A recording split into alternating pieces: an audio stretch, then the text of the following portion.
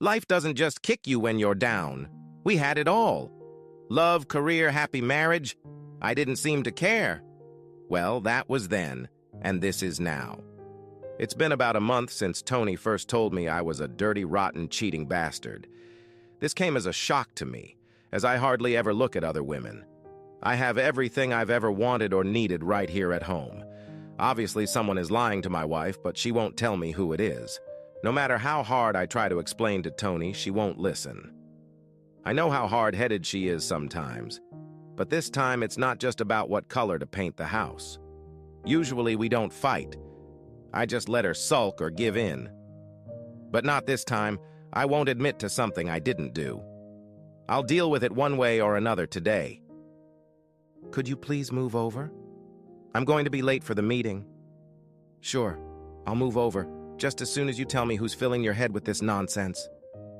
I don't know what you're talking about. Please, I'm already late. You know how important this meeting is to me. It could mean that promotion I've been after for so long. That's more important than our marriage? I'm going to sit here in front of this fucking door until you tell me who told you I was cheating on you. Why?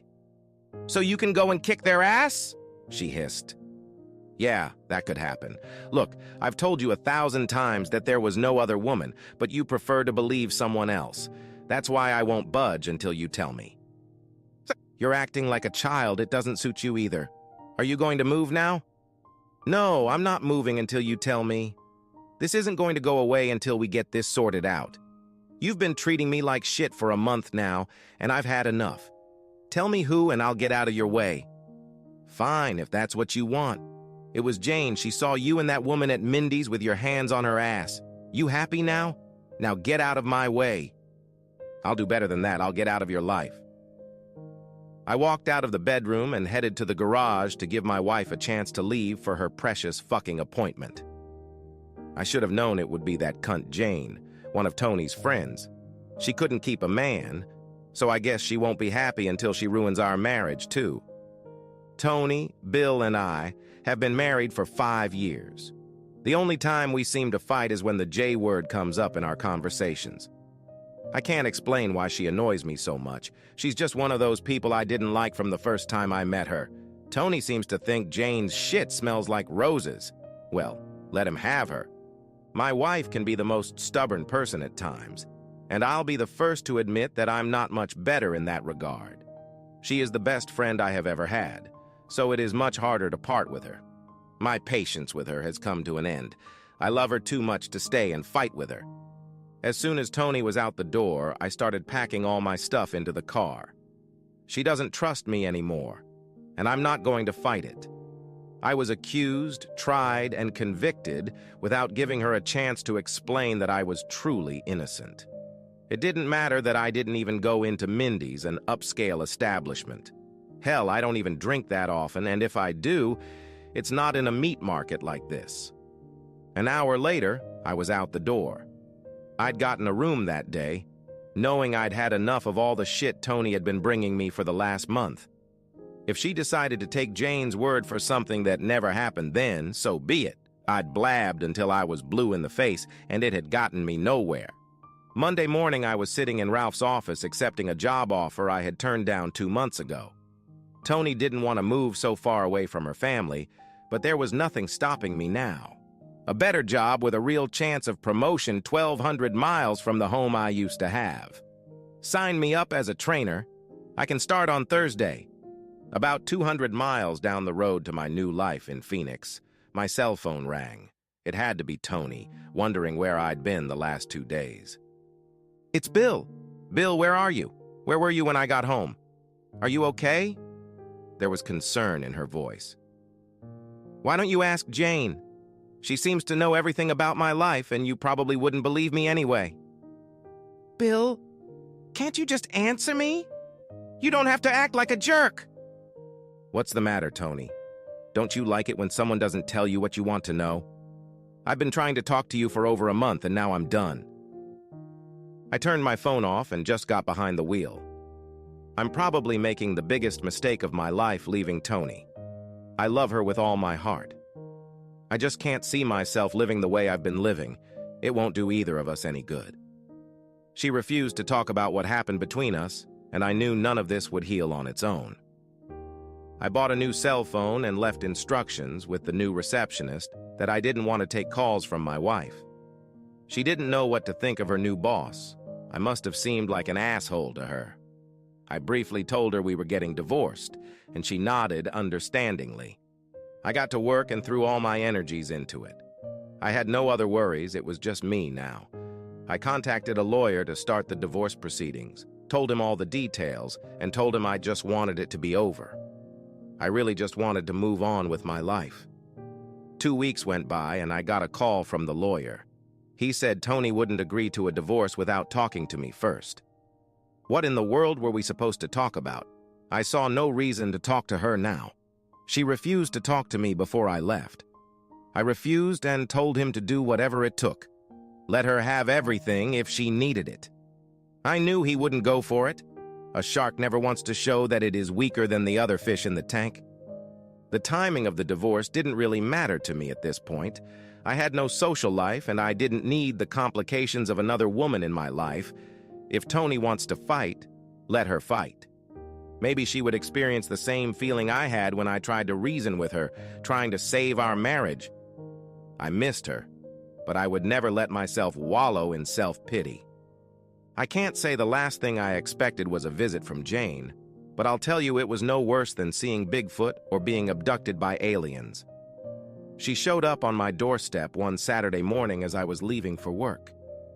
"Jane, this is a surprise. Did you come to stab me in the back again or to pour salt on the wounds I already have?" "I suppose I've earned it." "Oh no, Jane. You don't even deserve to breathe the same air as other human beings. You're not even a poor excuse for them. Now just get off my back. You've ruined my life as much as you're going to." "Bill, can't you give me a minute to say I'm sorry? I've been driving all night to try to make things right." "Fuck you, Jane," I said, pushing past her. I got in my car and drove to the office. The nerve of that bitch, she must have really thought I would listen to her lies. Jane was an incredibly beautiful woman with a tofu personality.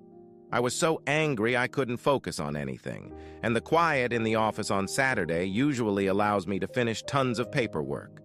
I gave up at noon and went into the store to buy a few things before heading home, and she was still standing on the doorstep.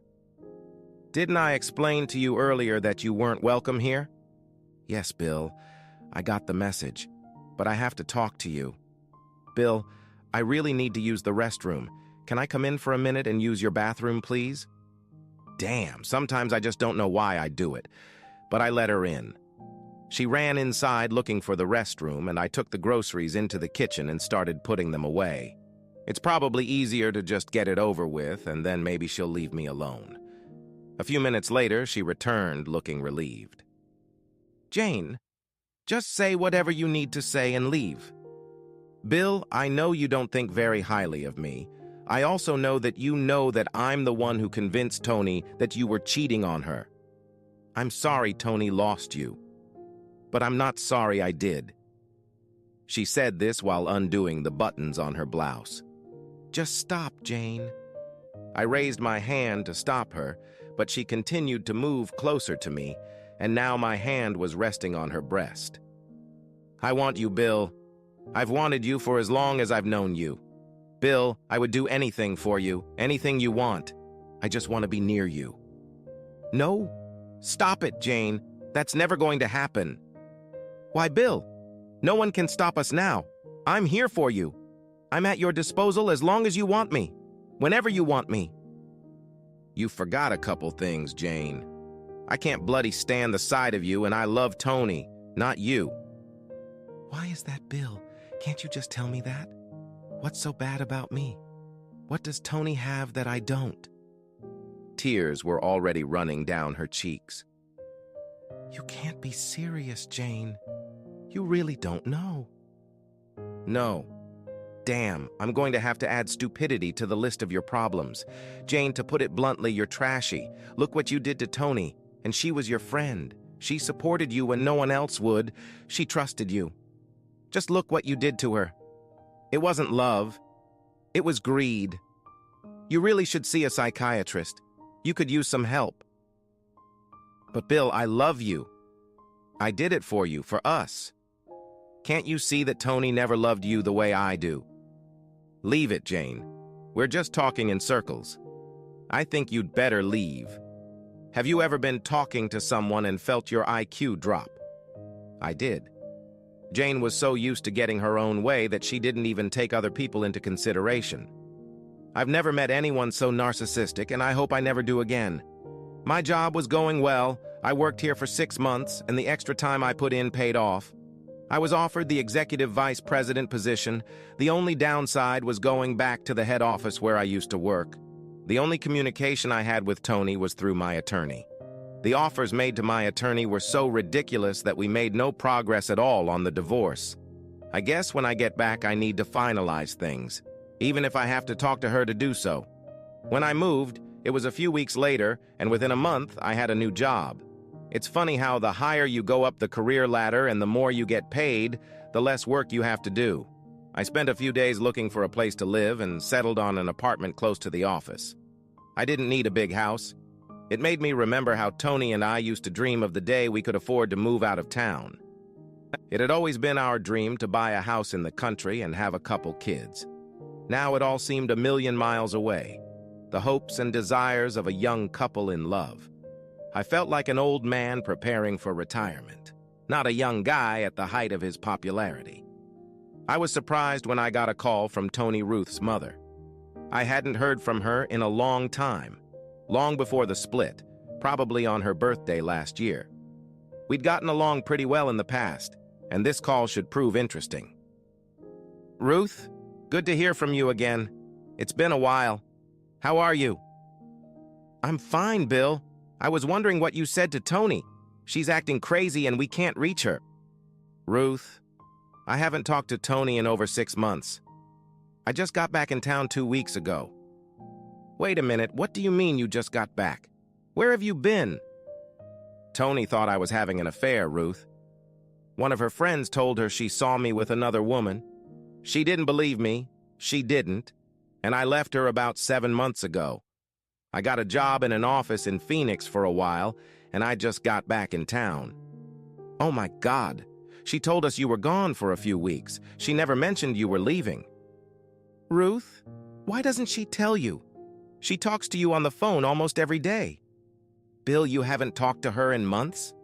You mean you haven't talked to her at all? I'm sorry, Ruth, but only through our lawyers. But she won't cooperate with us about the divorce. Divorce, Bill? You don't know, do you? No. How can you know if you haven't talked to her? Oh my God. Ah, Ruth. Do you think you can include me in the conversation, or do you need to be alone? Bill, are you sitting down? What's wrong, Ruth? What's going on? Tony's pregnant. What? How? When? Bill, calm down. She's 8 months pregnant. What am I supposed to do? Oh my God, I have no idea. Oh my God, what am I going to do? 8 months. She knew she was pregnant while we were fighting. Does that make a difference? She still took Jane at her word over me, and I had no other choice. I don't know if I can just forgive her like that. Hell, what am I thinking? Maybe she doesn't want me back. I can be such a selfish ass sometimes. We both have decisions to make. I left work early and told the receptionist that I might be gone for the rest of the week. I didn't know what lay ahead of me, but I knew I had to see Tony as soon as possible. We had both made mistakes that aggravated each other, and we had to see this through together whether we liked it or not. At 8 months, Tony should be home. So close to the delivery date, I doubted she was still working. The house looked the same as the day I left.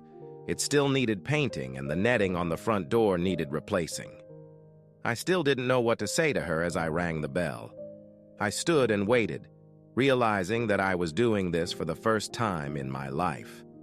I felt like I didn't belong here anymore. Oh my God!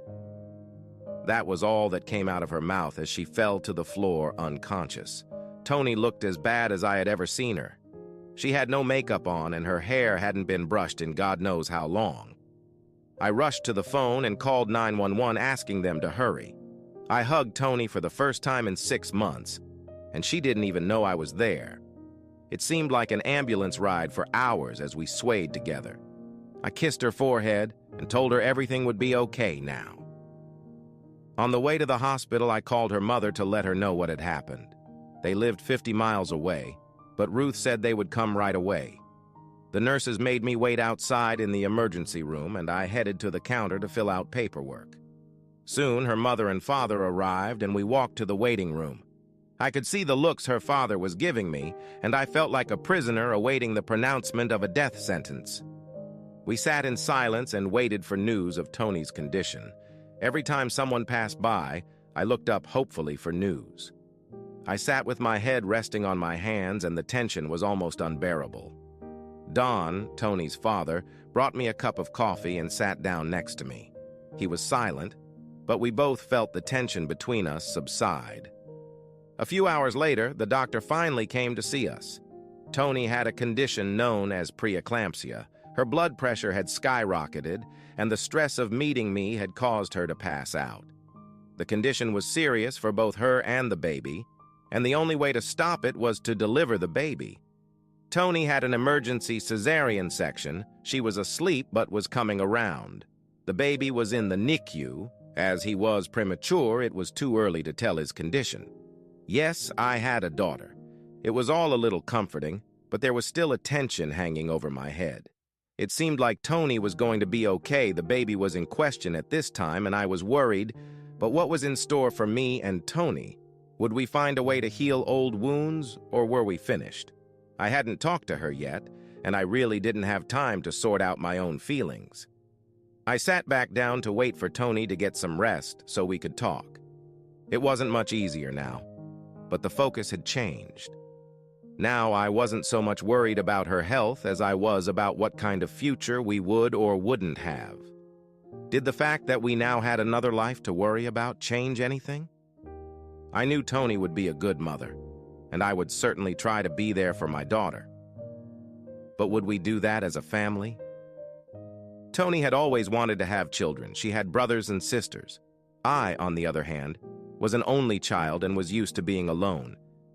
That's why it was so easy for me to leave her so many months ago. It wasn't that I didn't love her or wasn't willing to fight to keep her. It was just that I didn't know how to do it without hurting her. I had never seen fighting and love mixed together. It was a strange revelation that brought me to tears. Tony could be mad at me and still be there for me. I realized that now, which was why she was shocked that I'd left her. But I still didn't know why she hadn't told me about our baby. Hell, if I had talked to her, she would have told me. "I'm an asshole," was the last thing I remember Tony saying to me. "You don't have to act like an asshole." If anyone was to blame for all of this, it was Jane. Jane set the hook, Tony took the bait, and I got caught, skinned, and fried. Toward evening, a nurse came to get me. Tony wanted to see me now that she was awake. I went to her room, not knowing what to expect. "Bill, it really was you. I thought I dreamed it," she said weakly. "Are you okay now?" I took her hand. I didn't want to push anything right now. I just floated along and watched to see how she would react to seeing me. "I'm really exhausted right now, but they say I'll be fine. Bill, I'm really sorry I didn't trust you. I don't blame you for leaving me. I can see what a bitch I was. I know that regret won't help you after the way I acted." I brought a finger to her lips. "How about we call a truce? There are so many things I want to tell you, but first we need to make sure our girl is okay." I hugged her as tightly as I could, given her condition. I could feel the tears flowing down our cheeks and mingling together, rolling off my chin. We pressed against each other as if our lives depended on it, and in a way they did. I hadn't felt like this in so long. Ruth and Dawn stood in the doorway, grinning stupidly, not wanting to interrupt the moment. I whispered in Tony's ear that we had company and wiped the tears from her face. We talked for a bit, but thankfully after a few minutes they left for the night. I sat next to Tony while she slept peacefully. The next morning there was a comfortable silence. We were happy to be around each other without that awkward chatter trying to entertain each other. That was until the new, important woman in my life walked into the room. Little Donna, named after Tony's father, burst into our lives kicking and screaming, demanding to be fed. I watched Donna take Tony's breast into her mouth for the first time. I missed every moment of her birth except conception. I knew I had missed many special moments because of anger and pride. But now I saw something special, and I was sure I wouldn't miss any of the remaining moments of her life if at all possible. Words cannot convey the emotion of an intimate moment like this shared by your family. Yes, I said family. Tony and I had a lot to work through together to right our wrongs, but we were still family. I hadn't talked to her about us yet, but the look in her eyes now spoke volumes. The look in her eyes told me that I had all the answers all along. Jane was creating tension in our marriage. We were having trouble communicating, and we were too firm to talk about it. If Tony had trusted me, there would never have been a problem. If I hadn't run away, we could have worked things out. Eventually, Tony realized that Jane was jealous of her and broke off their friendship. I spent every spare minute in the hospital until Tony was discharged a few days later. Donna remained under observation but was due to go home in a few days. I don't want to go into the details of our reconciliation because there isn't much to tell. We both saw that we hadn't behaved responsibly, and we shared the blame. Neither of us stopped loving the other, and we both went too far. My biggest regret is that I wasn't there for Tony when she really needed me, and hers is that she didn't trust me. Jane's name is no longer mentioned. We are past all that and looking forward to the birth of our son in a few months. We've grown a lot in the few months we've been separated by other people's jealousy and greed. I never got around to fixing the netting on the front door of our house, but before we sold it, we painted it the color Tony wanted. Now we live out of town in our dream home, but I'll never stop looking over my shoulder. A happy life can turn upside down when you least expect it. I no longer take what I have for granted because it almost cost me everything.